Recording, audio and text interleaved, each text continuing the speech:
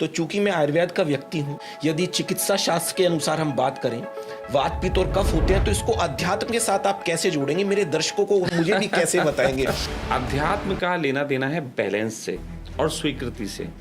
हमारी 3 चीजें हैं, वात पित्त कफ। तो देखिए, आयुर्वेद भी कहता है ये जितनी बैलेंस से रहेंगी उतना आप अच्छे रहेंगे। मेरी तो आज एक जिज्ञासा है और मेरे दर्शकों की भी आज जिज्ञासा है जानने की, चूंकि आप ओशो के अनुयायी हैं, ये मुझे समझा दीजिए संभोग से समाधि की ओर क्या होता है?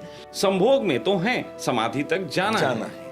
संभोग द्वारा समाधि नहीं कहा गया, संभोग से समाधि कहा गया। एक उन्होंने कहा था कि dogs lives in white houses, जैसे ओशो के आश्रम में लिखा हुआ था dogs live in white house, और एक और लिखा था कि डॉग्स और पॉलिटिशियन आर नॉट अलाउड, कुत्ते और राजनीतिक प्रवेश नहीं करेंगे आश्रम के अंदर। तो मेरे आश्रम के बाहर भी मैं एक बोर्ड लगाऊंगा कि राजनीति बाहर छोड़ के यहाँ प्रवेश करें, राजनीति नहीं चलेगी। मेरे देश के यूथ्स को यानी सुबह दोपहर शाम अपनी अच्छी जीवन शैली के लिए क्या करना चाहिए? आज ऐसी रील्स भी मौजूद हैं, मैंने देखी, कोई कहता है ये करने से आपका ये ठीक हो जाएगा, और उसको लोग मान रहे हैं। हजारों और लाखों लोग देख रहे हैं, मिलियंस में व्यूज जा रहे हैं। मैं आपको एक ऐसी चीज बता सकता हूँ, एक ऐसी विधि जिसको इस्तेमाल करके आप जीवन में कभी बीमार नहीं होंगे। उसके लिए आपको कोई पैसा खर्च करने की जरूरत नहीं है और वो आपके घर में रहते ही आप कर सकते हैं। आपको कहीं बाजार जाने की जरूरत नहीं। ये सब बातें भ्रम होती है, ऐसा कुछ नहीं होता। तो जैसा कि दोस्तों आप जानते हैं, मैं हमेशा अपने पॉडकास्ट में ऐसे गेस्ट को आमंत्रित करता हूं जो सोसाइटी के लिए तो बहुत अच्छा काम कर ही रहे हैं, लेकिन कहीं ना कहीं वो मानव जीवन शैली को उच्च स्तर तक उठाने के लिए बहुत अच्छा कार्य कर रहे हैं। तो आज इसी श्रृंखला में हमारे साथ हैं सखा जी, आपका बहुत बहुत स्वागत है। और यदि मैं बात करूं चिकित्सा क्षेत्र की, तो सबसे पहले हमारे दिमाग में आता है डॉक्टर। और लेकिन आज मैं यदि कहूं कि आज हमारे साथ सखा जी जो हैं वो डॉक्टर्स का भी इलाज करते हैं, और न जाने कौन कौन से डॉक्टर्स का ऐसी पैथी से इलाज किया हुआ है। और चिकित्सा की यदि मैं बात करूं और गंभीर चिकित्सा रोगियों की यदि मैं बात करूं, तो सबसे पहला पदार्थ हमारे दिमाग में जो आता है वो आता है ऑक्सीजन। लेकिन क्या आप दोस्तों जानते हैं कि ऑक्सीजन के अलावा हाइड्रोजन से भी चिकित्सा हो सकती है? इसके बारे में मैं तफ्तीश से विस्तार से सखा जी से जानना चाहूँगा। सखा जी प्लीज़ बताइए कुछ इसके बारे में। सबसे पहले तो निशान जी धन्यवाद कि आपने मुझे यहाँ आमंत्रित किया और मौका दिया अपनी उस बात को कहने का जिसको जानने का हक दुनिया को है जी। तो आपने जैसे अभी लोगों को बताया कि अभी तक जब भी हमें स्वास्थ्य संबंधित किसी चीज़ के बारे में होता है तो हम सबसे पहले ऑक्सीजन हमारे ख्याल में आती है। यहाँ तक कि हमको ऐसा बताया गया है कि ऑक्सीजन ही हमारी एक तरीके से प्राणवायु है, लेकिन ये थोड़ा सा गलत है, क्योंकि इसके कहते नहीं कि और भी कुछ है इसके पीछे का। तो मैं आपको बताना चाहता हूँ कि हम लोगों के लिए जो प्राणवायु वास्तव में प्राण हैं, वास्तव में जो प्राण हैं वो हाइड्रोजन है। अरे वाह! और वो हाइड्रोजन प्राण इन अर्थों में नहीं है कि हम उसको लें, वो है। इस कमरे में रखी कोई भी चीज़ ऐसी नहीं है जिसके अंदर हाइड्रोजन ना हो। इस पूरे यूनिवर्स की बनावट में सिर्फ हाइड्रोजन का ही खेल है। पूरे यूनिवर्स में जब कुछ भी नहीं था तो जो पहला सेल आया था वो हाइड्रोजन था।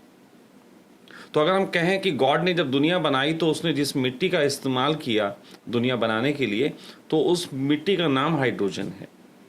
तो जो पहली मिट्टी थी उससे ज़्यादा प्योर क्या हो सकता है?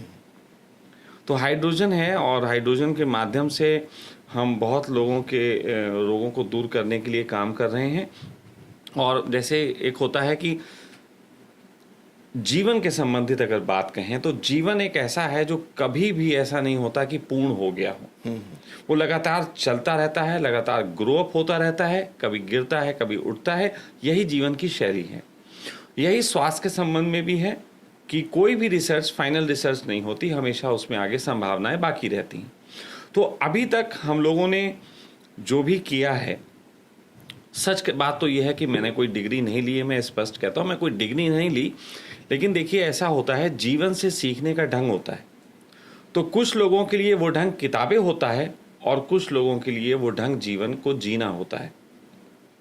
तो बहुत से लोग हैं जो किताबों के माध्यम से जीवन को जानते हैं, उनको हम पढ़े लिखे लोग कहते हैं। लेकिन कुछ मेरे जैसे भी लोग होते हैं जो जीवन को जी के उसे पहचानते हैं। तो ये बात अलग है कि हम पढ़े लिखों में नहीं आते। तो यहाँ पे हमारी जो पैथी है वो एक अद्भुत तरीके से हमने खोज में उसको शामिल किया। और ऐसा कभी कभी फील होता है निशांत कि हमारे यहाँ चिराग लग गया।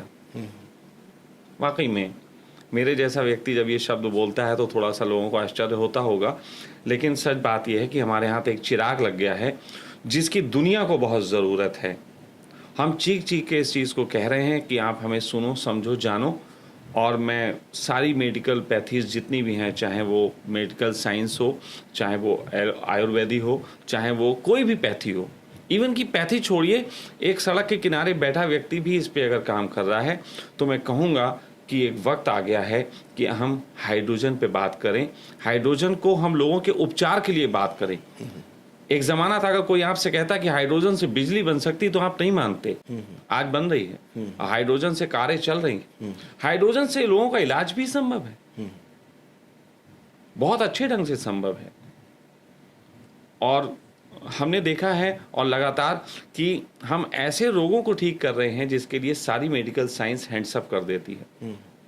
मैं तो बहुत ज़्यादा अभिभूत हूँ वाकई में ये बात जान के कि जैसा कि आपने कहा कि मुझे चीख चीख के लोगों को समझाने की ज़रूरत पड़ रही है। बिल्कुल। और ओशो डिसाइपल भी आप हैं, आपने धारण किया हुआ है चोला, हालांकि मैं इसको चोला नहीं कहूँगा, नहीं, ये चोला तो नहीं है, ये तो मॉडर्न मॉडर्न ड्रेस है, तो चोला नहीं है। असल में मैं ओशो का डिसाइपल हूँ और इन अर्थों में मेरी जिम्मेदारी और बढ़ जाती है क्योंकि मैं एक सन्यासी हूँ और सन्यासी होने के नाते मेरी दो जिम्मेदारियाँ हैं। एक जिम्मेदारी मेरी अपनी आत्मा के प्रति है कि मैं ऑनेस्टी से जीवन जीऊँ, और दूसरी मेरी जिम्मेदारी उस समाज के प्रति है कि जिस समाज ने मुझे भोजन, शेल्टर और चीज़ें दी, उस समाज को मैं भी कुछ दे के जाऊँ। और एक तीसरी जिम्मेदारी है जिसको कहना जिम्मेदारी शब्द गलत है क्योंकि वो बात है प्रेम की, वो जिम्मेदारी है अपने गुरु के प्रति कि आप कुछ ऐसा करें कि आपके नाम से आपका गुरु पहचाना जाए। और मैं समझता हूँ कि इन तीनों जिम्मेदारियों को निभाने के लिए अगर एक कॉमन फैक्टर है जो कि चाहिए तीनों आयामों में, वो है ऑनेस्टी, वो है ट्रूथ, कि आपको ट्रू मैन जीना पड़ेगा। क्योंकि बात जहाँ कॉन्शियस की आती है, अपनी कॉन्शियस की आती है, तो बिना सत्य के अपनी कॉन्शियस की रक्षा नहीं की जा सकती। सत्य उसका कवच है। तो सबसे पहले मैं सत्य को जीता हूँ और उसके बाद फिर कहता हूँ तो सत्य को ही कहता हूँ। मेरी कोशिश किसी को मैनिपुलेशन की नहीं है, जैसा मुझे दिखता है वैसा मैं कह देता हूँ और इसके तहत ही मैं काम कर रहा हूँ सारा। मुझे तो जो आपने ये तीन बातें बताई हैं, इसमें से सिर्फ एक बात को जानने की जिज्ञासा है कि आप सन्यासी हैं। तो मैं ये जानना चाहता हूँ और अपने दर्शकों को भी ये जनवाना चाहता हूँ कि सन्यासी बिना शादी के ही बना जा सकता है, शादी करके भी बना जा सकता है? नहीं, देखिए, अगर हम सन्यासियों की बात कहें तो अगर हम पुराने फ़कीरों में बात करेंगे तो जितने भी ऋषि मुनि होते थे उन सबकी पत्नियां भी होती थीं। ऋषि पुत्र हुए हैं, बहुत कुछ हुआ है दुनिया में। तो शादी से सन्यास का लेना देना नहीं है। जी जी जी जी। सन्यास का लेना देना है कि आप किस दिशा में बढ़ रहे हैं। देखिए, आज एआई का ज़माना है तो मैं बात छेड़ देता हूँ। दुनिया में चर्चा हो रही है कि एआई खतरनाक है। बात ये नहीं है कि एआई खतरनाक है। एआई का बेचारी का क्या दोष? एआई खतरनाक तब हो सकती है जब वो ऐसे व्यक्ति के पास आ जाए जो उसकी ताकत का गलत इस्तेमाल करे। कोई भी टेक्नोलॉजी एक इनोसेंट है, वो किसके पास आई है इस पे बात होती है। तो उसी तरीके का सन्यास है। सन्यास आत्मा की यात्रा की बात है। सन्यास, देखिए, आप समझिए कि जैसे मैंने कहा 3 फर्ज होते हैं बाहर के, ऐसे अपने फर्ज होते हैं। पहला फर्ज हमारा होता है अपने शरीर के प्रति हम उसे स्वस्थ रखें। दूसरा फर्ज हमारा होता है कि हमारी जो भावनाएं हैं, हमारी जो अभिव्यक्तियां हैं, उन्हें हम प्रकट कर सकें। और तीसरा वही होता है कि हमारी कॉन्शियस ग्रो करे। और कॉन्शियस ग्रो की अगर बात की जाएगी तो जैसे बूंद का लक्ष्य होता है सागर पाना, ऐसे ही हर एक का लक्ष्य परमात्मा में लीन होना है। तो आप परमात्मा में लीन नहीं हो सकते लेकिन आत्मा में लीन हो सकते हैं, क्योंकि आत्मा ही परमात्मा में लीन होती है। तो ज़्यादातर लोग कहेंगे आत्मा तो सबके पास है, लेकिन वो किस दिशा में जा रही है ये एक बात है।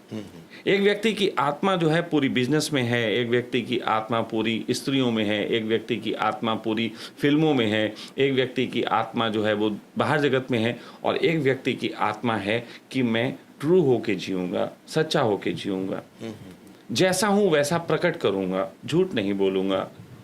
तो सन्यास है अपनी आत्मा को भोजन देना।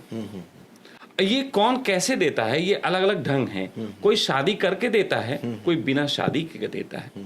मैं ना तो ये कहूंगा कि शादी करना जरूरी है, मैं ना ये कहूंगा कि शादी ना करना जरूरी। जिसका जैसा हो, अगर आप अपनी आत्मा को संभाल लेते हैं, इट्स इनफ। आपने कैसे संभाला? कहते हैं कि कृष्ण ने 1 अरब 20 करोड़ लोगों की हत्या के बीच में अपनी आत्मा को संभाला, वरना इतना बड़ा रक्तपात देख के तो कोई भी विचलित हो जाता। लेकिन कृष्ण ने वहां संभाला। कबीर ने एक फकीरी के बीच अपने कैरेक्टर को संभाला। राजा जनक ने गद्दी पे बैठे बैठे अपनी आत्मा को ऊंचाइयों पे पहुंचाया। तो ये सब सन्यासी हैं। सन्यासी का किसी गेटअप से, किसी चीज से लेना देना नहीं होता। सन्यासी है कि क्या आप उसके जीवन से वो पाते हैं जैसा वो कहता है, जैसा वो जीता है, और वो शांत कितना है, किस जगह वो किस चीज को कैसे एनकाउंटर करता है। तो सन्यासी के समय के साथ साथ, युगों के साथ साथ चीजें बदली हैं। सतयुग में सन्यासी की अलग परिभाषा थी, कलयुग में अलग होगी, हर युग में सन्यासी की परिभाषा अलग होगी। तो बस इतना ही समझ लीजिए, मैं एक सन्यासी हूँ जो अपनी आत्मा की रक्षा की कोशिश करता हूँ। उसमें मैं कितना सफल हूँ ये मेरी मृत्यु बताएगी, अभी तो जीवन चल रहा है। 3 पहलुओं के बारे में सखा जी आपने बात की। तो चूंकि मैं आयुर्वेद का व्यक्ति हूँ, तो मैं आपसे जानना चाहूँगा कि कहीं ना कहीं क्या वात, पित्त और कफ 3 प्रकार के मानव जीवन में, यदि चिकित्सा शास्त्र के अनुसार हम बात करें, वात, पित्त और कफ होते हैं, तो इसको अध्यात्म के साथ आप कैसे जोड़ेंगे? मेरे दर्शकों को, मुझे भी कैसे बताएंगे वात, पित्त और कफ के बारे में? हाँ, देखिए, जीवन में 3 का पता नहीं क्यों बहुत ज़्यादा लेना देना है। जैसे कि 3 कलर हैं। हाँ। सब कुछ उन्हीं से बनता है। हाँ। सारे कलर का निर्माण उन 3 से ही होता है। 3 हमारे भगवान कहे जाते हैं, ब्रह्मा, विष्णु, महेश। उन्हीं से सब कुछ होता है। और 3 ही सेल्स हैं, आपके इलेक्ट्रॉन, प्रोटॉन, न्यूट्रॉन। उन्हीं से सब कुछ होता है। और लाइफ के अगर 3 पार्ट कहें तो जनरेटर, ऑपरेटर और डिस्ट्रॉयर, तो एक तरीके से गॉड हो जाता है। तो 3 की अपनी एक बड़ी महिमा है। तो आपने बात के पित्त कफ के बारे में जो बात कही, इसका अध्यात्म से लेना देना, तो मैं आपको सिंपली एक चीज़ बताता हूँ। अध्यात्म का लेना देना है बैलेंस से और स्वीकृति से। 2 ही चीज़ों पे अध्यात्म टिका है मेरे देखे। एक अध्यात्म है यौगिक अध्यात्म, जैसे कि हमारी 3 चीज़ें हैं, वात, पित्त, कफ। तो देखिए, आयुर्वेद भी कहता है ये जितनी बैलेंस रहेंगी उतना आप अच्छे रहेंगे, और जितना आप स्वस्थ रहेंगे उतना आपका मस्तिष्क अच्छा रहेगा। तो एक तो तरीका ये है कि एक व्यक्ति यौगिक तरीके से अपने जीवन को इतना अच्छा निर्मित करे, खान पान की शैली, चलने फिरने की शैली, आपने जीवन जीने की शैली, नींद की शैली, हर चीज़ की शैली में इतना बैलेंस करे कि उसके बाद पित्त कफ जो हैं तीनों बैलेंस रहें। तो पहला उपयोग तो यही है कि जो यौगिक, क्योंकि योगियों द्वारा ही ये चीज़ें खोजी गई। तो लेकिन हम आपने अध्यात्म पूछा, तो अध्यात्म में अगर मैं केवल योग की बात करूंगा तो मैं जो बचे हुए पक्ष हैं उनके प्रति थोड़ा सा ईमानदारी कम दिखाऊंगा, और ऐसा मैं कर नहीं सकता। तो बात यह है कि वात, पित्त, कफ जो है वो बैलेंस रखना योगियों का काम है, और योगी उसको बैलेंस रख के आनंदित महसूस करता है। जो योगी उसको बैलेंस नहीं कर पाता, उसके जीवन में आनंद नहीं उतरता, क्योंकि उसकी सारी सोच इसी चीज़ पे निर्भर करती है। ठीक है, अब आते हैं दूसरी चीज़ें हो गई हैं कि वात, पित्त, कफ को अगर हम तंत्र की भाषा में देखें तो तंत्र कहता है कि हम इसकी चिंता नहीं करते वात, पित्त, कफ की, क्योंकि वात, पित्त, कफ तो शरीर में है, लेकिन शरीर के पीछे जो शरीर में है वो कौन है? जहां द ठौर किथे है, तो जहां द ठौर है कॉन्शियस का। अब कॉन्शियस के बाद कॉन्शियस दूसरे नंबर पे, अगर शरीर में हम चेतना की बात करें तो मस्तिष्क पे आ जाएगी बात। मस्तिष्क के बाद शरीर आता है, फिर शरीर में ये 3 चीजें हैं। तो जो आपका एक तरीके से तंत्र होगा, तो तांत्रिक व्यक्ति कहेगा कि हमें तो भाई जब भूख लगेगी हम खाते हैं, जब नींद लगेगी हम सोते हैं, हम बाहर में चिंता नहीं करते कि हमारा ये बैलेंस रहेगा कि नहीं रहेगा। ठीक है, तो ये हो गया तंत्र का फैक्टर। अब एक होता है भक्ति का फैक्टर। भक्त का फैक्टर ये कहता है, भक्त कहता है ना तो मुझे वो विधियां पता है कि मैं बैलेंस कर सकूं, ना ही मुझे ये पता है कि मूड क्या होता है, क्योंकि मूड तो मेरा कभी पिज्जा खाने को जाता है, कभी कुछ। मैं कैसे पहचानूं कि आत्मा की तरफ से आ रहा है? तो फिर भक्त कहता है कि मैं किसी को गुरु बनाऊंगा, गुरु जैसा कहेगा मैं उसका पालन करूंगा।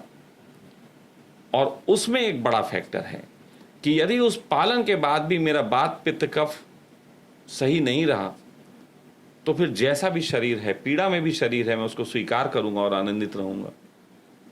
देखिए, वो रोग जो होता है, अब मेडिकल साइंस ने रोगों को खंड खंड कर दिया। वो कहते हैं हाथ का दर्द, कमर का दर्द, सर का दर्द, कान का दर्द, दांत का दर्द। हम लोगों में पहले कहा जाता था, हमारे बुजुर्ग कहा करते थे, वो कहते थे रोग सिर्फ एक है और वो है शिकायत करना। तो पहले ऐसे यूज किया जाता था, कान दर्द की शिकायत, दांत दर्द की शिकायत है, पेट दर्द की शिकायत है, या इनको कमर दर्द की शिकायत है। तो पहले शिकायत शब्द यूज किया जाता था। वो कहते थे कॉमन फैक्टर शिकायत है। तो यदि आप शिकायत कर रहे हैं तो आप रोगी हैं, अगर आप शिकायत नहीं कर रहे हैं आप स्वस्थ हैं। धार्मिक परिभाषा शिकायत से जुड़ी हुई है और शारीरिक परिभाषा टेस्टिंग से जुड़ी हुई है। तो आप, क्योंकि हम धर्म की बात करेंगे तो फिर इस नज़रिए से हो जाएगा, और स्वास्थ्य की बात अगर शरीर की करेंगे तो फिर तो टेस्टिंग पे डिपेंड होगा कि टेस्ट रिपोर्ट क्या आई। मुझे तो अब आप एक 2% की बात नहीं, 3% की एक बात बता दीजिए, जब 3 की बात चल रही है। मेरे देश के यूथ्स को, यानी सुबह दोपहर शाम, अपनी अच्छी जीवन शैली के लिए क्या करना चाहिए? चाहे वो खान पान से हो, आपने चलने फिरने के बारे में बताया, चाहे वो उससे हो। मैं तो बस ये चाहूँगा कि 3% की बात बताइए। देखिए, मैं आपको एक बहुत ऐसी बात बताना चाहता हूँ जो आज के युग में और ख़ास तौर पर रील्स के युग में बड़ी विरोधाभासी मालूम पड़ेगी। आज ऐसी रील्स भी मौजूद हैं, मैंने देखी, कोई कहता है ये करने से आपका ये ठीक हो जाएगा, और उसको लोग मान रहे हैं। हजारों और लाखों लोग देख रहे हैं, मिलियंस में व्यूज जा रहे हैं। इम्यूनिटी बढ़ जाएगी, ऐसा इम्यूनिटी का कौन सा बटन होता है कि दब जाएगा और इम्यूनिटी बढ़ जाएगी? इम्यूनिटी को मैं कल ही इस रील्स पे जब बात आई थी तो मैंने कहा था मैं आपको थोड़ा उसी ढंग में थोड़ा बोल के दिखाऊं, आपको शायद अच्छा लगेगा। सब लोगों को वो ये है कि मैं आपको एक ऐसी चीज बता सकता हूं, एक ऐसी विधि जिसको इस्तेमाल करके आप जीवन में कभी बीमार नहीं होंगे। उसके लिए आपको कोई पैसा खर्च करने की ज़रूरत नहीं है और वो आपके घर में रहते ही आप कर सकते हैं। आपको कहीं बाजार जाने की ज़रूरत नहीं। ये सब बातें भ्रम होती हैं, ऐसा कुछ नहीं होता, क्योंकि हमारी प्रकृति भिन्न है, हमारा खान पान भिन्न है। आपका और मेरा, कहने को हम 2 व्यक्ति हैं, लेकिन हम 2 व्यक्ति नहीं हैं, दो ब्रह्मांड हैं, 2 ब्रह्मांड। आपका खान पान अलग है, सोच अलग है, उठना बैठना अलग है, हर चीज अलग है। तो आपकी और मेरी दोनों की प्रकृति जब एक नहीं है तो हम दोनों के लिए कोई एक चीज कैसे काम कर सकती है? बहुत सुंदर। ये प्रश्न ही गलत है कि कोई मैं ऐसी चीज बताऊं जो पूरे युवाओं के काम आए। मैं तो सारे युवाओं से कहूंगा कि किसी की मत सुनो, यही एक सबसे बेहतर चीज है। अपने को पहचानो, अपने को समझो। देखिए, मैं आपको बताऊं, हमारे शरीर की एक खूबी है, और वो खूबी ये है कि हमारे शरीर में टाइमर्स लगे हैं, परमात्मा ने लगाए। आप एक लिमिट से ज़्यादा खा नहीं सकते, आपका शरीर बोल देगा। ठीक है, इसका मतलब नहीं कि उसकी लिमिट क्रॉस करो। मेरे पिता कहा करते थे कि खाना इतना खाओ कि खाना खाने के बाद भी तुम्हारे पेट में 2 रोटी की जगह रहे। वो मेरी, मैं कह सकता हूँ, फिटनेस का राज है। तो बात ऐसी है कि आपको अपने अलार्म सिस्टम को समझने की ज़रूरत है। भूख लगती है, बॉडी बताती है, प्यास लगती है, बॉडी बताती है, नींद लगती है, बॉडी बताती है, उठना है, बॉडी बताती है, क्या करना है, बॉडी बताती है। आप अपनी बॉडी के साथ थोड़ी दोस्ती बनाएं।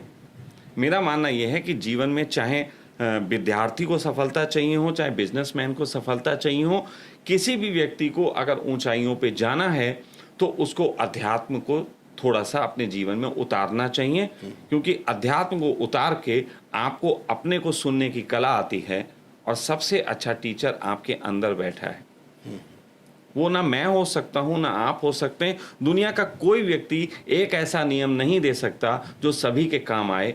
मेरा मानना है कि कोई भी व्यक्ति, फिर ऐसा नहीं है। सेकंड बात है, पहली बात यह है कि दुनिया में कोई ऐसा नियम नहीं है जो किसी सबके काम आए। दूसरी चीज, दुनिया में कोई ऐसा नियम नहीं है जो किसी के काम ना आए।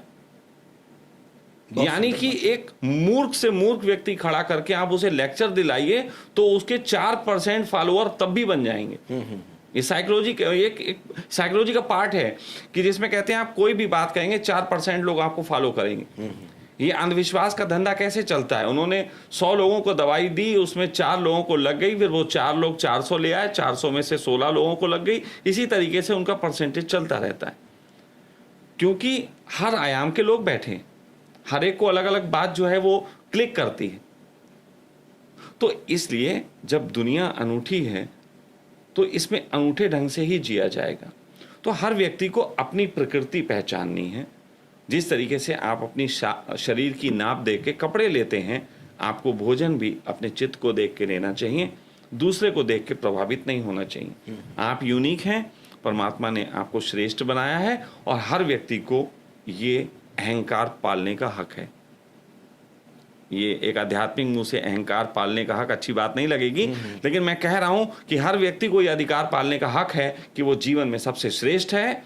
लेकिन उस अहंकार को अगर सात्विक दिशा देनी है तो आपको ये भी सोचना पड़ेगा कि आपके अलावा भी जो हैं वो भी श्रेष्ठ हैं। उनको भी समझने की जरूरत है। वो नहीं, वो देखिए, वो बाहर की बात हो गई। एक हो गई निजता और एक हो गई मैत्री। निजता के तहत मैं अपने को समझूंगा कि मुझे कितना खाना है, कितना पीना है, कितना सोना है, कितना श्रम करना है, वो मेरी निजता है। लेकिन जब मैं आपसे मिलूंगा तो मैत्री है, वहाँ मैं आपके साथ समझूंगा कि मुझे किस ढंग से बात करनी है, किस ढंग से आपको कन्वे करना है अपने मैसेज को। तो एक चीज़ है। बाहर बैठे हम एक कहानी की बात कर रहे थे, तो वो कहानी थोड़ी सी है, अगर आप 2 मिनट के लिए मुझे वक्त दें, मैं जल्दी में समझाऊंगा। कहानी ये है कि मैं एक समय क्रिकेट खेला करता था, यंग था, तो मैं अब एक अपनी सिस्टर है उसके यहाँ गया हुआ था। उसके घर के सामने एक ग्राउंड था, वहाँ क्रिकेट हो रहा था, तो मैं भी इस आस में बैठ गया जाके कि कोई मुझे बल्ला गेंद देगा, मैं भी खेल लूँगा। ऐसा सब करते हैं, आपने भी किया होगा, या जो भी खेलते हैं उन्होंने किया होगा। तो वहाँ मैं बैठ गया। फिर एक टीम में एक लड़का कम पड़ा, तो उन्होंने कहा कि तुम मैच खेलोगे? हमने कहा हाँ खेलेंगे। हम खुश हो गए। पूरा मैच हो गया, उन्होंने ना हमें बॉलिंग दी ना बैटिंग दी, और वो मैच हार गए। मुझे दुख हुआ, मैं दुख होके घर वापस आया, तो मेरी सिस्टर ने पूछा कि तुम क्यों दुखी हो? मैंने कहा मैच हार गए, जो कि हम जीत सकते थे, शायद मैं अकेला जिता सकता था। तो मेरी सिस्टर ने कहा कि तुमने बॉलिंग नहीं की? हमने कहा उन्होंने दी नहीं। बोले बैटिंग भी नहीं? बोले, मैंने कहा वो मौका नहीं आया, आखिरी तक आया तब मैच हार गए थे। तो मेरी सिस्टर कह रहे हैं कि उनको कैसे पता लगेगा? क्या उनको स्वप्न आएगा? आपको अपना टैलेंट उन्हें बताना चाहिए था। अगले दिन मैं सुबह फिर वहाँ ग्राउंड में गया, वही टीम थी। मैंने उनसे कहा सुनो मित्र, मैं बॉलिंग भी कर लेता हूँ, मुझे बॉलिंग का मौका दो, मैं बैटिंग भी कर लेता हूँ। फिर जब मैंने उन्हें दिखाया अपनी बॉलिंग फेंक के और बैटिंग करके, तो उन्होंने उसी दिन मैच में मुझे ओपनिंग पे भी उतारा और अटैक भी दिया, और वो मैच उसी टीम के खिलाफ था और मैंने जिताया। ये बात कहीं ना कहीं वैसी नहीं हो गई जैसे सामने वाला अगर गाली दे तो, और हम कह दे तू दे रहा है मैंने तो नहीं ली, और फिर हम कहीं ले मैं दे के दिखाता हूं। नहीं, ये बात ये है कि दो व्यक्तियों में अगर हम संबंध बना रहे हैं तो दोनों को एक दूसरे की क्षमताओं से परिचित होना चाहिए। हाँ जी, हाँ जी, हाँ जी। तो मैत्री के तल पे हम जिनसे मैत्री करते हैं, सबसे पहले हमें अपने जीवन को उन्हें खोल के बता देना चाहिए कि मित्र सुनो, हम ऐसे हैं, हाँ, ऐसे चल सकते हैं। और देखिए ये विवाह में भी होता है। विवाह में पहले जब विवाह होता था तो एक पंडित आता था और 7 फेरे पढ़ाता था, और वो 7 वचन होते थे कि लड़की की तरफ से ये वचन है, लड़के की तरफ से ये वचन है, दिस इज ए एग्रीमेंट, और अगर आप साइन करते हो तो फिर पति पत्नी नियुक्त होगे, और फिर पूरे जीवन में अगर ये नियम पालन करोगे तो सुखी रहोगे। तो एग्रीमेंट साइन था, और उस एग्रीमेंट से जब जब लोग बिगड़ते हैं तो उनके जीवन में कष्ट आते हैं, और बहुत साइंटिफिक है। मैंने तो आपके बारे में कहीं ना कहीं एक बार ये भी सुना है कि आप छोटी छोटी चीज़ों को अपने जीवन में बड़ी जल्दी से आत्मसात कर लेते हैं। जैसे कि ये उदाहरण आपने बताया दर्शकों को कि कैसे उन्होंने क्रिकेट में अगले दिन आपको खेलने का मौका दिया। मैंने तो सुना कि आपने ये छोटा सा उदाहरण आत्मसात करके पढ़ाई छोड़ दी थी। हाँ, वो पढ़ाई छोड़ने की घटना कुछ इस ढंग से थी कि एक मेरा मित्र था, वो मुझे पढ़ाने आता था। मुझे एक दिन पहले जिस दिन पेपर होता था वो मुझे पढ़ाता था। तो बस घटना कुछ ऐसी है कि मेरे उस मित्र के एक सब्जेक्ट में मुझसे कम नंबर आए, तो मुझे लगा कि उसने मुझे मार्क कराए थे, जो क्वेश्चन मैंने रट लिए थे लेकिन उसने शायद उसे रटे नहीं होंगे और वो उसको नहीं कर पाया, या रीज़न जो भी हुआ हो, वहाँ से मुझे ये समझ में आया ये शिक्षा मेरे योग्य नहीं है। ये पूरी शिक्षा जो नीति इस समय चल रही है, ये 5 क्वेश्चन की शिक्षा नीति है। यदि वो 5 क्वेश्चन जो कि आ गए, आपका गैस फंस गया, तो आप फर्स्ट क्लास पास कर जाएंगे, और एक व्यक्ति को 95 आते हों, 5 ना याद हों, वो फेल हो सकता है। तो ये मेरे काम की नहीं थी, ये जिंदगी मुझे चाहिए ही नहीं थी। मुझे शिक्षा, देखिए ज़्यादातर लोग शिक्षा लेते इसलिए हैं कि शिक्षा का उपयोग करके उन्हें अपने जीवन चलाने के लिए धन कमाना है, वो चाहे नौकरी से हो चाहे बिजनेस से हो। मात्र इस चीज़ के लिए शिक्षा लेना शिक्षा का अपमान है। शिक्षा तो इसलिए ली जाती है कि हमें जीवन सीखने की कला आए, और वो शिक्षा गुरुओं की संगत में मिलती है, बुजुर्गों की संगत में मिलती है, दोस्तों की संगत में मिलती है, और जीवन में हर राह पे चलने वाला व्यक्ति वो सिखाता है। आपके इस ब्रॉडकास्ट पे मैं एक चीज़ कहना चाहूँगा, आप बताएं, क्या आपने कोई भी स्टडी ऐसी की जो आपकी जॉब के वक्त काम आई हो? नहीं आई हो। मुझे पॉडकास्ट करना किसने सिखाया? किसी, आपकी बात सही है। बिल्कुल, मैं कह रहा हूं जॉब ने हमें स्टडी, हमें स्कूलों ने कुछ ऐसा नहीं सिखाया जो हमारी असल जिंदगी में काम आता हो। ज़्यादा से ज़्यादा इतना कि का से कबूतर होता है, खा से खरगोश होता है। तो ये तो हमारे घर में एक 3 साल का बच्चा आज रहता है, वो भी जानता है, बिना पढ़े जानता है। लेकिन चलिए, ये तो मानसिक स्तर का एक आयाम हुआ। ऐसा नहीं हम कह सकते कि पढ़ाई जरूरी नहीं है। मैं ये नहीं कहूँगा। देखिए मित्र, एक बात समझिएगा, मैंने फिर कहा पढ़ाई ज़रूरी है इंटेलिजेंसी के लिए, और इंटेलिजेंसी के लिए ज़रूरी नहीं है कि जिस तरीके की जो शिक्षा नीति चल रही है वो इंटेलिजेंस देती है। अगर वो इंटेलिजेंस देती है तो फिर आप ये मत कहिए कि आपकी डिग्री देख के हम नौकरी देंगे, क्योंकि नौकरी आप डिग्री देख के दे रहे हैं, उसके बाद भी आप उसे ट्रेन कर रहे हैं। तो मेरे कहने का मतलब ये है, उसे इंटेलिजेंसी की शिक्षा दीजिए, और उसके बाद कहिए इस इंटेलिजेंस के साथ आप मार्केट में जाइए और अपने लिए जीवन के आयाम खोजिए कि आप बिजनेस करते हैं कि जॉब। ये क्यों कहते हैं कि ये डिग्री मिल जाएगी, इससे ये नौकरी मिल जाएगी? आप लालच के बेस पे शिक्षा क्यों दे रहे हैं? आप इंटरेस्ट के बेस पे क्यों नहीं दे रहे? आप इंटरेस्ट पैदा करिए ना उसके अंदर, क्यूरियोसिटी पैदा करिए कि वो कहे कि आइंस्टीन के, वो क्यूरियोसिटी आनी चाहिए कि वो सेब गिरा और देखा, न्यूटन वाली बात, कि गिरते सेब को किसी में क्यूरियोसिटी आए। उन लोगों ने मुझे खिलाया नहीं और नेक्स्ट डे जाके मैंने उनसे फिर डील करके और अच्छा काम कर लिया, तो ये क्यूरियोसिटी है। हम बच्चे के अंदर क्यूरियोसिटी नहीं पैदा करने देना चाहते। हम तो कहते हैं बेटा ये पढ़ ले, इससे आपको पैसे मिल जाएंगे, इससे आप आईएएस बन जाओगे। आईएएस क्यों बन जाओगे? बोले पैसे कमाएंगे। पैसे कमाने के लिए आईएएस बनना है? पैसा तो एक राह चलता भिखारी भी कमा लेता है। आईएएस इसलिए बनना है कि आपको देश में कुछ करना है। इंजीनियर इसलिए बनना है कि हमें अच्छी बिल्डिंग बनानी। अच्छी बिल्डिंग बनाना क्यूरियोसिटी है, और आप अच्छी बिल्डिंग बनाओगे तो क्या बनाने वाला पैसा नहीं देगा? देखिए, नियम है कि पैसा मिलेगा इसलिए काम करना है, दूसरा नियम है काम करना, पैसा तो मिलेगा। पैसे के लिए काम नहीं करना है, काम करना है। मैं आज स्वास्थ्य के लिए काम कर रहा हूं, तो मैं इसलिए नहीं कर रहा हूं कि मुझे इससे पैसा मिलता है ना। पैसा कमाने के बहुत तरीके हैं। बात यह कि मुझे इंटरेस्ट है, मुझे खोज में रस है, मुझे वो आयाम जानना है जिस आयाम में अभी तक पर्दा पड़ा हुआ था, और उस पर्दे को मुझे उजागर करना है और लोगों को बताना है। पैसा तो मिल ही जाएगा, क्योंकि लोग तो अपनी बीमारी के लिए पैसा लेके घूम ही रहे हैं कि ठीक कर दे। वो मेरे पास भी आएंगे, मैं ठीक करूंगा, पैसा तो मिलेगा। चलिए खैर, वो सब बात तो ठीक है कि पैसा मिलेगा। अब ये तो बता दीजिए, हाइड्रोजन से इलाज कैसे करते हो सर? हाँ, ये एक अच्छा है। मेरे मतलब की आपने बात की तो थोड़ा सा मतलब की बात कर लेते हैं। देखो मित्र, बात ऐसी है कि दुनिया में जितनी भी चीज़ें हैं, कोई भी समस्या, इवन कि ये माइक है, अगर इस माइक में भी ये माइक अपना काम ना करे जिस काम करने के लिए पैदा हुआ है, तो ये एक समस्या हो जाएगी। ठीक है?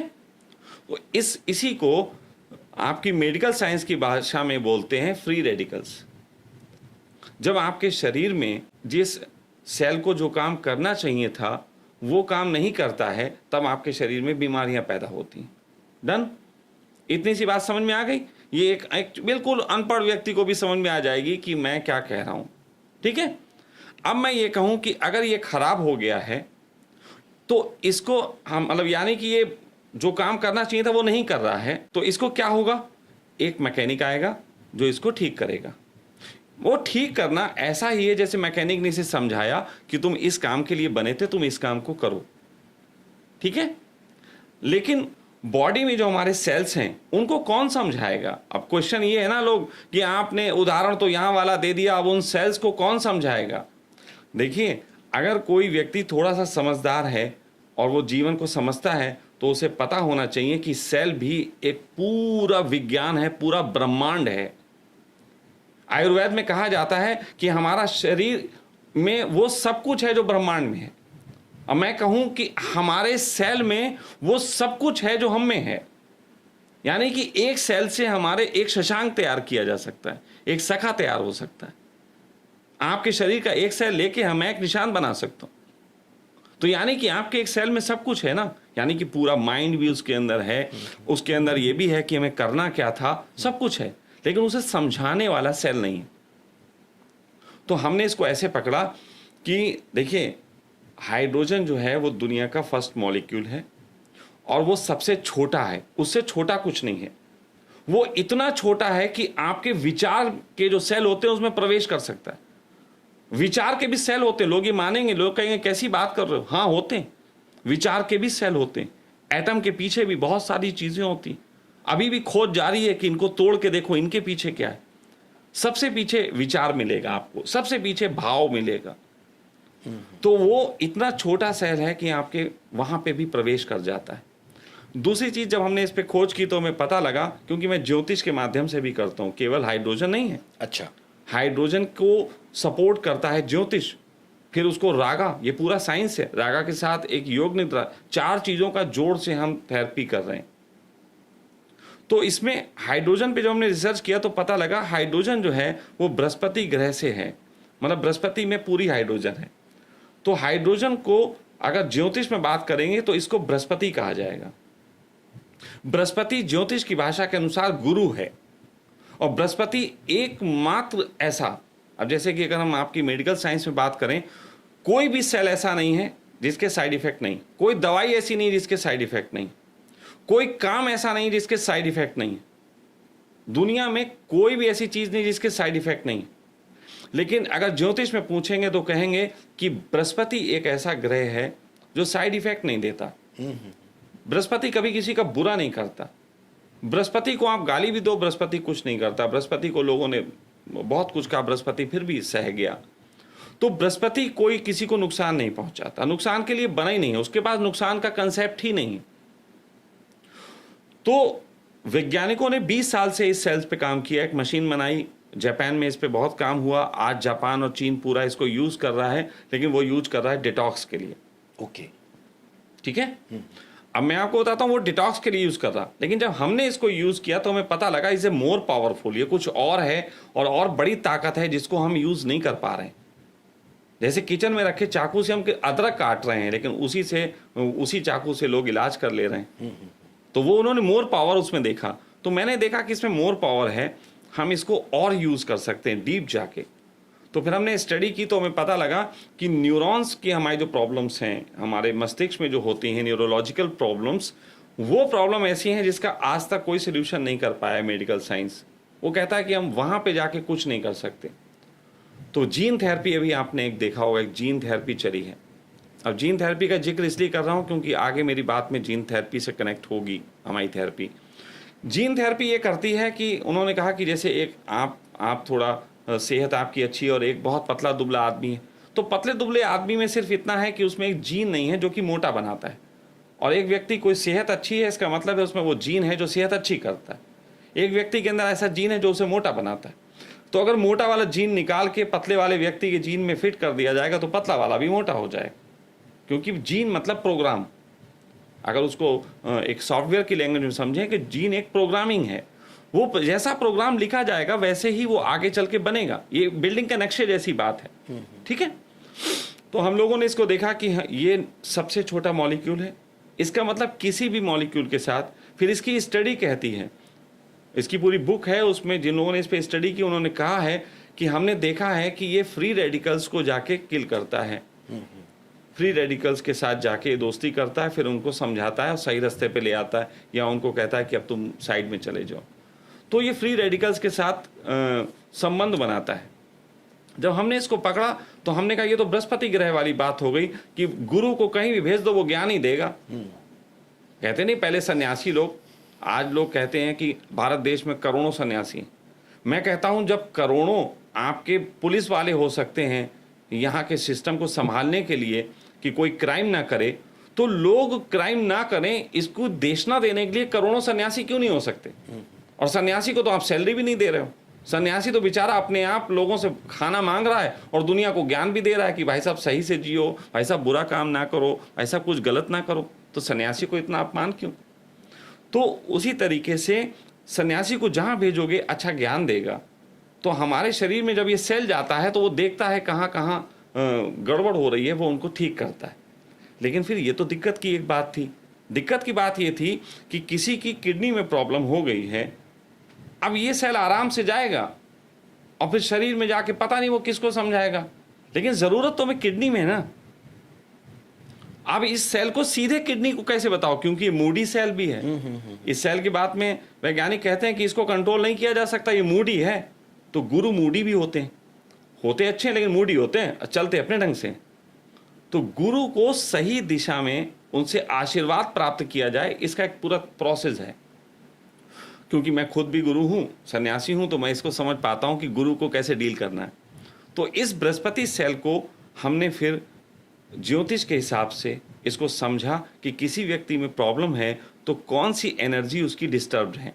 जैसे आप वात पित्त कफ की बात कर रहे हैं, उसी तरीके से बॉडी में एनर्जीज होती हैं। अगर वो एनर्जीज डिस्टर्ब हैं तो आदमी को होगी। ये एक ज्योतिष चिकित्सा शास्त्र है।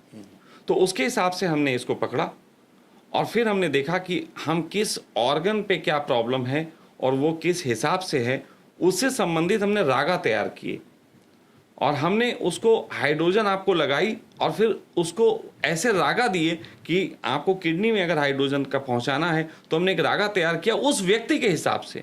वो रागा कोई एक नहीं है कि लोग हमसे यहाँ पूछें कि सका जी रागा बता दीजिए हम भी लेने लग जाएंगे, ऐसा नहीं होगा।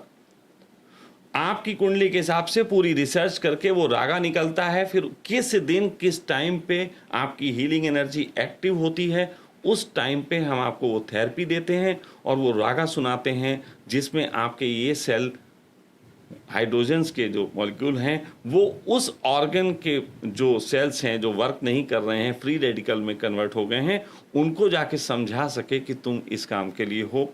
सीधे उनसे दोस्ती कराने का हमारा काम है। बहुत अच्छा। सखा जी, मैं चूंकि मूत्र गुर्दा रोग विशेषज्ञ हूँ, हजारों लोगों को डायलिसिस से बचाया है। बहुत सारे पेशेंट्स ऐसे आ जाते हैं कि हमारी चिकित्सा के अंतर्गत आने के बाद भी बहुत फ्रूटफुल रिजल्ट्स नहीं मिलते।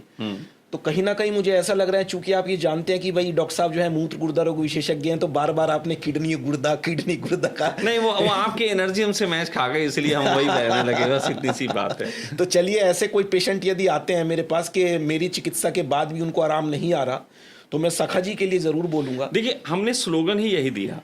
हम ऐसा नहीं कर रहे हैं कि हम कह रहे हैं कि मेडिकल साइंस के पास मत जाओ, हमारे पास आओ। हम ये भी नहीं कह रहे कि आयुर्वेद के पास मत जाओ, हमारे पास आओ। हम ये कह रहे हैं जब आप सब जगह से हार गए हैं तब आप हमारे पास आइए। उसका एक रीज़न है, बहुत आज क्लियर कर देता हूँ आप सबके बीच। रीज़न सिर्फ ये है क्योंकि हम जिस साइंस की बात कर रहे हैं उस साइंस को हर आदमी समझ नहीं सकता। वही समझ सकता है जिसने अपने दिक्कतों को दूर करने के लिए सभी पैथियों में चक्कर काटे हों। जब आदमी किसी रोग को लेके किसी पैथी के चक्कर काटता है तो वो 6 महीने 8 महीने में खुद एक डॉक्टर हो जाता है। और डॉक्टर को मैं बहुत आसानी से समझा सकता हूं कि मैं कैसे ठीक करूंगा। मुझे उनको समझाना आसान है। तो हमने ये थोड़ी सी चालाकी कह लीजिए, जो भी हमने कहा, जब आप सब जगह से थक जाएं तब हमारे पास आएं, क्योंकि तब आप मेरी पैथी समझ भी पाएंगे और आप उस गंभीरता से इलाज भी ले पाएंगे जिस गंभीरता से हम आपको दे रहे हैं। फिर दूसरा ये है कि थोड़ी सी महंगी है हमारी पैथी। उस महंगी होने की वजह से जो लोग सब पैथी में इलाज करा सकते हैं उन्हीं के पास इतना धन भी होता है कि वो हमारी पैथी तक भी आ सकते हैं। मोस्ट ऑफ हर आदमी यूज़ नहीं कर सकता। ये भी हमें कहाँ है आपकी पैथी के लिए? फिलहाल तो देखिए, हमारा चंडीगढ़ में हेड ऑफिस है। उसके अलावा हमारा एक काठमांडू में भी सेंटर है और हमारा एक सेंटर रुड़की में है। अभी सहारनपुर में एक बहुत बड़ा हमारा सेंटर बन रहा है जिसमें 250 से ज़्यादा लोगों के रहने की खाने की व्यवस्था होगी। वहाँ मेडिटेशन और सारी चीज़ें भी सब शामिल रहेंगी। एक बड़ा जगह बन रही है और जल्द ही इसको और तरीके से फैलाने की बात है। तो फिलहाल तो आप इसमें जो नंबर दिए जा रहे होंगे उस नंबरों पे संपर्क कर सकते हैं और सखा वेलनेस की थेरेपी को जानने समझने के लिए आप हमसे आ सकते हैं, बात कर सकते हैं। सारी बातें समझ आ रही हैं, लेकिन ये बार बार जो रागा रागा रागा सुनाते हैं, ये रागा तो कान सुनेंगे, किडनी कैसे रागा सुन लेगी? देखिए ऐसा है कि अगर आपको मैं थोड़ी देर के लिए कहूँ कि आप अपनी, मैं इसको पहले भी यूज़ किया है लेकिन यही यूज़ कर रहा हूँ, सिंपली मैं आपसे कहूँ आप गर्दन हिलाइए, ऐसे ऐसे करके करिए। आप कहेंगे ठीक है लेकिन मैं क्यों करूँ? सपोज दैट आपको मैं करवाना चाहता हूँ और आपको बताना नहीं चाहता, तो मैं कुछ ऐसे म्यूज़िक बजा सकता हूँ जो आपकी गर्दन सितार के म्यूज़िक में हिलने लग जाएगी। आपकी ये भी तबला बजा दूंगा तो आपकी बॉडी के किस पार्ट पे होगा वो आप समझ लीजिए। अभी घुंघरू की आवाज़ दे दूंगा तो बॉडी के किस पार्ट को हिलने लगेगा पता लग जाएगा। अभी ढोल बजा दूंगा तो हिप हिलने लग जाएंगे, होगा ना। तो जितने भी हमारे ये हैं म्यूज़िक्स हैं, ये म्यूज़िक्स बहुत गहरे काम करते हैं। यहाँ तक कि अगर आप पूरा शास्त्र समझेंगे तो आप पाएंगे कि आपके खून का भी एक म्यूज़िक है, आपके पित्त और कफ का भी एक म्यूज़िक है। मैं आपको एक चीज़ बता देना चाहता हूँ कि लोग आयुर्वेद की बात करते हैं, प्राणायाम की बात करते हैं, लेकिन भूल जाते हैं कि प्राणायाम करा कहाँ जाता था। प्राणायाम 8000 फुट से ऊंचाई पे लोग जाके साधना करते थे। क्यों? 8000 फुट से ऊंचाई पे क्या होता है? 8000 फुट से ज़्यादा की ऊंचाई पे हाइड्रोजन अधिक होती है और ये ऑक्सीजन कम होती है। आप जब पहाड़ों पे जाते हैं तो आपको जो वॉमिट आती है इसलिए नहीं आती है कि आपने गाड़ी गोल गोल घुमाई, वो इसलिए आती है कि आप ज़रूरत से ज़्यादा हाइड्रोजन हील कर जाते हैं और आपकी बॉडी बहुत फास्ट जो है वो डिटॉक्स करने लगती है। इसकी वजह से आपको वॉमिटिंग आती है। लेकिन आप भूल जाते हैं कि वो ऋषि जो वहाँ बैठे थे, जो साथ साथ प्राणायाम भी कर रहे थे और फिर कुछ मंत्र भी पढ़ रहे थे, और हर ऋषि अलग तरीके का मंत्र पढ़ता था, सभी ओम ओम नहीं करते थे। यानी कि वो कौन सा मंत्र पढ़ता था और वो बॉडी के किस पार्ट पे अटैक कर रहा होता था, उसकी कौन सी ग्रंथि को कैसे काम कराया जाता था, ये पूरा शास्त्र था। यही मॉडर्न डेज में एक नैनो टेक्निक आई है जिसमें आपकी बॉडी में नैनो पार्टिकल्स डाले जाएंगे इंजेक्शन के माध्यम से, और एक कंप्यूटर पे बैठ के जो है वो ये तय किया जाएगा कि ये नैनो पार्टिकल आपके हार्ट पे जाएं और वहाँ पे कोलेस्ट्रॉल जो हो रखा है उसको वहाँ खा खा के ख़त्म कर दें और फिर वॉश आउट हो जाएं। तो ये ऋषि मुनि पहले करते थे, नैनो पार्टिकल्स, यही तो मैं कर रहा हूँ। हम सिर्फ इतना किया मशीन। अब हम आपको बोले 8000 फुट की ऊंचाई पे जाओ, या फिर आप इंतजार करो बरसात होने का, क्योंकि जब बरसात होती है तो हाइड्रोजन नीचे आ जाती है, या फिर आप इंतजार करो जाओ केले का पत्ता लेके आओ, केले में हाइड्रोजन होती है, केले के पत्ते के ऊपर गर्म खाना डालो और झुक के खाना खाओ ताकि उसमें से जो गैस निकले वो आप हील करो। तो इतना सब आप नहीं कर सकते, तो इसके लिए अब मशीन बन गई। तो थैंक्स टू जापान जिन्होंने ये मशीन बनाई, तो हम उसको यूज़ कर रहे हैं। और ज्योतिष सनातन था, रागा सनातन था, हमने इन सबको यूज़ करके एक चीज़ दी है। बहुत इंटरेस्टिंग आज टॉपिक वाकई में छिड़ा, और मैं जहाँ तक समझ पाया हूँ सखा जी एक समीकरण बना रहे हैं 3 दोष का, पंच महाभूता का, बिल्कुल, 7 धातुओं का, सबका। प्राणवायु ना होके उससे भी बड़ी जो प्राणवायु है जिसको हाइड्रोजन बोला जाता है, वो प्रविष्ट कराई जाती है मानव शरीर के अंदर जैसे ऑक्सीजन कराई जाती है। राग आदि से इनका समीकरण बनाया जाता है और व्यक्ति को एक अति उन्नत स्तर तक स्वस्थ करने की कोशिश की जाती है। जैसे आप कहें कि ब्रह्मा विष्णु महेश 3 हैं, तो ब्रह्मा विष्णु महेश की अलग अलग एनर्जी हैं, लेकिन इनको जिसने बनाया वो महा एनर्जी है। आखिर शंकर आंख बंद करके बैठे हैं तो इसका मतलब शंकर गॉड नहीं है, कोई और है जिसकी स्मृति में बैठे हैं। आप समझ लीजिए कि मामला तो और ऊंचे पे है। तो मैं ये कह रहा हूं कि ये जो हाइड्रोजन है जो आपको दिखना शुरू हुआ जो मॉलिक्यूल के रूप में, ये गॉड के बाद सेकेंड अथॉरिटी है, यूनिवर्स की सेकेंड अथॉरिटी आपका इलाज कर रही है। भाई आप थोड़ा समझने की कोशिश करो कि इतनी बड़ी पावर आपको ट्रीट कर रही है, उसके सामने सब बेकार है, सब बेकार। तो हम बस उसको कैसे उससे प्रेयर कर सकें कि प्लीज आप मेरी कर दो, वो वाला काम मैंने किया है। मेरी तो आज एक जिज्ञासा है और मेरे दर्शकों की भी आज जिज्ञासा है जानने की, क्योंकि आप ओशो के अनुयायी हैं। ये मुझे समझा दीजिए संभोग से समाधि की ओर क्या होता है।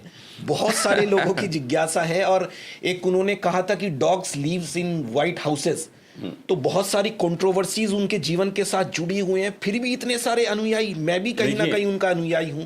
लेकिन ये बात चूंकि आप कहीं ना कहीं इस स्तर में मेरे सीनियर हैं, तो मुझे बताइए कि ये कैसे। देखिए, जिस समय अमेरिका को दुनिया की महाशक्ति कहा जाता था, तब ओशो ने अमेरिका के व्हाइट हाउस के लिए कहा था कि dogs live in white house. आज धीरे धीरे दुनिया के बहुत देश ये समझने लगे हैं कि अमेरिका मैनिपुलेट करता है, युद्ध में धक्का देता है, खुद पीछे हट जाता है। ये आप देख रहे हैं, रशिया यूक्रेन वॉर में भी देख रहे हैं। ये आपने देखा अफगानिस्तान को कैसे तबाह किया, ये आपने देखा कि कितने कंट्रियों को तबाह करता है। अभी इजराइल का भी युद्ध ये करा रहा है और दुनिया में अपना बस तमाशा करता है। तो ये बात ओशो ने देख ली थी, समय से पहले देखी थी। एक आध्यात्मिक व्यक्ति होने के बावजूद भी समाज के प्रति उनके फर्ज थे कि समाज को आगाह करना कि देखो ये दिखते हैं अच्छे लोग लेकिन ये शैतान हैं। तो उन्होंने, ओशो ने तब कहा था कि dogs live in white house, कुत्ते रहते हैं व्हाइट हाउस के अंदर। ये कंट्रोवर्शियल, उसके बाद ओशो पे बहुत अटैक हुए। ओशो को अमेरिका छोड़ना पड़ा, 28 कंट्रीज में उनका प्लेन नहीं उतरने दिया गया, उनको प्रवेश की परमिशन नहीं थी। तो बहुत वो एक क्रांतिकारी थे। और अगर मैं उनसे जुड़ा हुआ हूं तो मैं ये कहूंगा कि भले ही मैं भगवान राम ना हो सकूं, लेकिन मैं एक अंगत तो हो ही सकता हूं ना। रावण के सामने अगर संदेश की बात आएगी तो मैं ये नहीं कहूंगा कि मेरे राम तुमसे निपट लेंगे, मैं ये कहूंगा कि मुझसे ही पहले तू निपट ले, फिर आगे की बात करते हैं। ठीक है, तो वही मेरा ढंग है। तो और रही बात दूसरी, आपने कहा कि ओशो ने कहा था संभोग से समाधि की ओर ये समझाएं, तो इसको समझें। संभोग में तो आप हैं, आप समझिए। जैसे राइट नाउ आई एम इन दिल्ली, तो दिल्ली में तो हम हैं, हमें हरिद्वार जाना है। तो अगर मैं आपसे कहूं कि दिल्ली से हरिद्वार की ओर, तो क्या इसका मतलब है कि दिल्ली को सर पे रख के हरिद्वार जाएंगे या दिल्ली छोड़ के हरिद्वार जाएंगे? तो शब्दों में ही पूरा ज्ञान है। संभोग में तो आप हो, समाधि तक अगर आपको जाना है तो संभोग से आगे बढ़ना होगा। दिल्ली छोड़ेंगे नहीं तो हरिद्वार पहुंचेंगे नहीं। संभोग में तो हैं, समाधि तक जाना है। संभोग द्वारा समाधि नहीं कहा गया, संभोग से समाधि कहा गया। लेकिन जो मूर्ख हैं, जिनकी सारी सोच ही एक गलत धारणा के तहत है, जैसे आप एक बच्चा देखें, बहुत खूबसूरत सा बच्चा है लेकिन वो नग्न है, तो आदमी को कुछ नहीं दिखता, नंगा दिखता है। बोला तू नंगा, अरे भाई खूबसूरत बच्चे की भी तारीफ कर लो, नंगा बाद में कह देना। लेकिन तुमने अपने अंदर का नंगापन उस बच्चे को थोप दिया। बच्चे की खूबसूरती नहीं देखी, उसकी इनोसेंटनेस नहीं देखी, उसकी नग्नता देखी। ओशो की इनोसेंटनेस देखो कि वो तुमसे कह रहे हैं कि संभोग से समाधि की ओर। उनकी मासूमियत देखो कि वो डर नहीं रहे अमेरिका में रहते हुए और कह दे रहे हैं कि dogs live in white house. अगर मैनिपुलेशन वाले होते, आज करके सन्यासियों की तरह होते, तो सरकार से समझौता कर लेते। अमेरिका में 64,000 एकड़ जगह जिसकी हो, और इस स्टेटमेंट से 64,000 एकड़ जगह जीरो हो गई, डायनामाइट से उड़ा दिया गया ओशो का आश्रम। तो ये तभी किया जा सकता है जब एक आदमी बहुत मासूम हो और सच्चा हो। मैं आपको बताता हूं, साहसी होने के लिए मासूम होना जरूरी है, साहसी होने के लिए ताकतवर होना जरूरी नहीं है। वरना तो जो मिस्टर यूनिवर्स हो वो सबसे ज्यादा साहसी होना चाहिए क्योंकि उसके पास बहुत ताकत है। लेकिन मिस्टर यूनिवर्स तो सबसे डरपोक होता है। साहसी होने के लिए इनोसेंटनेस चाहिए, साहसी होने के लिए एक आदमी को सच्चा होने की जरूरत होती है, क्योंकि मासूमियत से ही वो ताकत आती है जो धर्म में ताकत कही गई, सच्चाई की ताकत। मासूमियत के बगैर नहीं आ सकती, मैनिपुलेशन से नहीं आ सकती। आजकल के सन्यासी अपने छोटे छोटे आश्रम बचाने के लिए सरकारों से समझौते करते हैं। मैं एक आश्रम चलाता था ऋषिकेश में, छोटा सा आश्रम था। वहां एक बार एक नेताजी आ गए, कोई होंगे किसी पार्टी के, मुझे क्या लेना देना, आ गए, कहने कि जी एक रूम खुलवा दीजिए। हमने कहा किस लिए? बोले जी वो थोड़ा बैठेंगे, दारू पिएंगे। हमने कहा आप मेरे यहाँ कैसे बैठ सकते हैं, मैं कोई ऐसा नहीं होने वाला। तो कहने कि जी वो हम तो नेता हैं। हमने कहा नेता होंगे आप अपने घर के, उन्होंने मुझे वहाँ बहुत परेशान करने की कोशिश की, कई बार उन्होंने रोड़े अटकाए। हमने कहा आप रोड़े कितने अटका लीजिए, लेकिन ये सब नहीं होने वाला। तो कहने का अर्थ ये है, ये तभी आ सकता है जब आपको उनसे अपने स्वार्थ सिद्धि ना करनी हो। राइट नाउ रजनीशपुरम बन रहा है, रजनीशपुरम के आस पड़ोस में सड़कों की ज़रूरत है, थोड़ी टूटी हुई हैं गांव के अंदर की। तो लोग मुझसे कहते हैं कि नेताओं से बात करो। हमने कहा आज मैं इनसे अगर बात करूंगा अपनी स्वार्थ सिद्धि के लिए कि ये रोड बना दें, तो कल को यही कहेंगे कि आश्रम से हमें इस तरीके की हमें वोटिंग करवाओ। हमने तो स्पष्ट वहाँ गेट पे, जैसे ओशो के आश्रम में लिखा हुआ था dogs live in white house, और एक और लिखा था कि डॉग्स और पॉलिटिशियन आर नॉट अलाउड, कुत्ते और राजनीतिक प्रवेश नहीं करेंगे आश्रम के अंदर। तो मेरे आश्रम के बाहर भी मैं एक बोर्ड लगाऊंगा कि राजनीति बाहर छोड़ के यहाँ प्रवेश करें, राजनीति नहीं चलेगी। और रही बात सड़क की, तो हम धीरे धीरे खुद बना लेंगे। सरकार ने इतना हमारे लिए सड़कें बना ली, तो एक छोटी सड़क तो हम भी बना सकते हैं। बिल्कुल, तो ये ढंग है।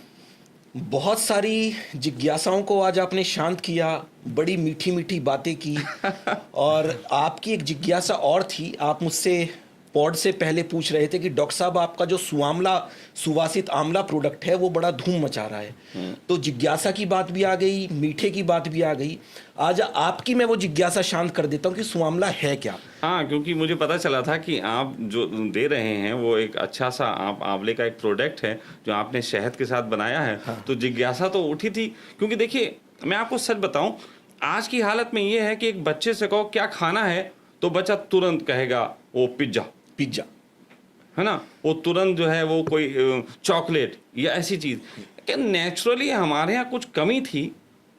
मुझे याद आता है कि आज से अगर हम 30 साल पुराने समय को याद करते हैं, 35 साल पुराने समय को, तो गर्मियों की दोपहर में हम अपने दोस्तों के साथ कंकड़ इकट्ठे करके और आम को टपका के खाने के लिए निकल जाते थे कि किसी पेड़ पे ईंटा मार के आम गिराएं। हम लोगों ने तीर कमान बनाए थे। रामायण के समय में हम लोगों ने धनुषवाण बनाए थे कि इससे मार के गिराएंगे। तो वो एक क्यूरियोसिटी होता था, हम ओरिजिनल चीज़ें खा रहे थे। आज के समय में सब कुछ ऐसा हो गया है। आप देखिए बाबा रामदेव पे लोग आरोप लगाते हैं ना जाने कैसे कैसे, और दूसरी तरफ पेप्सी खुल के बिक रही। तो मुझे आपका प्रोडक्ट ये था कि कम से कम नेचुरल तो है।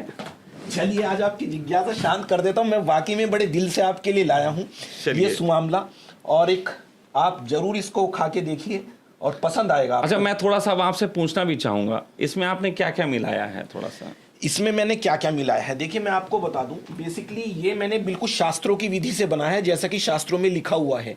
किसी तरह का कोई प्रिजर्वेटिव नहीं है। चूने पानी से निथार के इसको बनाया जाता है। सारंग मधुमक्खी का शहद इसमें यूज किया जाता है। उस शहद को डायबिटिक्स लोग भी यूज कर सकते हैं। आप जैसा कि मुझसे पूछ रहे थे डायबिटिक्स लोग इसको खा सकते हैं क्या। सफेद तिल, सौंफ, प्रवाल पिष्टी, गुलाब जल, केवड़ा, अश्वगंधा का एक्सट्रैक्ट, यानी मैंने इसको एक स्थूल लेवल पर उस तरीके से बनाया है कि आपके तीनों दोष को, सातों धातुओं को और पंच महाभूता को कहीं ना कहीं बैलेंस कर। देखिए मैं आपको सच कहूं तो स्वास्थ्य के लेवल पे मैंने इतनी स्टडी नहीं की जितनी आपने की आयुर्वेद पे और सब, लेकिन हाँ इतना ज़रूर कहूँगा कि पिछले 2-3 साल से मेरा बहुत सल्यूट रहा है उन सब चीज़ों के तहत जो कि नेचुरली प्रोडक्ट पे काम करते हैं। और चाहे कोई भी हो, जैसे कोई एक लड़का मुझे दिखा, उसने कहा कि हम गाय का देसी घी बनाते हैं, तो मैंने उसे सपोर्ट किया। मैंने कहा भाई 2 लीटर महीने में हमारे यहाँ भेज दिया करो। कोई कहता है कि मैं अच्छा बनाता हूँ तो मैं मंगवा लेता हूँ। तो डॉक्टर साहब मेरी तरफ से इतना ही है कि आप मुझे ये आज तो गिफ्ट कर रहे हैं, अब पैसे लेंगे। आपने डिप्लोमेटिक बात कर दी कि पैसे लेंगे या गिफ्ट कर रहे हैं। देखिए मैं आपको सच कहूँ कि मेरा मानना ये है कि यदि कोई व्यक्ति कोई भी कार्य करता है तो उसको उसका श्रमिक मिलना चाहिए, क्योंकि ये जीवन का एक बहुत बड़ा हिस्सा है। तो मेरी तरफ से इतना ही कहूँगा कि आप मुझे महीने में 1-2 किलो मेरे परिवार के लिए, सखा परिवार के लिए आप मुझे भेजें, और मैं खा के वाकई में खाने के बाद, यूज़ करने के बाद जनता को रिजल्ट भी बताऊँगा। अभी तो देखिए मैंने सुना और आज मैं पहला ये खाऊंगा, अभी थोड़ा रुक के खाऊंगा, कहीं टपक जाए नहीं, तो फिर ब्रॉडकास्ट में आ जाएगा कि टपकेगा बिल्कुल नहीं। अच्छा, और ये आपके होठ भी नहीं चिपकाएगा। और दिल से यदि वहां निकलती है तो मुंह से वहां बोल दीजिएगा।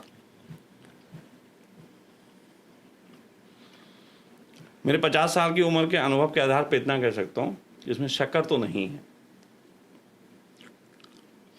और आपको एक बात बता दूं, 110 रोगों में काम करता है। असमय छोटी उम्र में ही बच्चों के बाल गिरने शुरू हो जाते हैं, आंखों की नज़र कमज़ोर हो जाती है।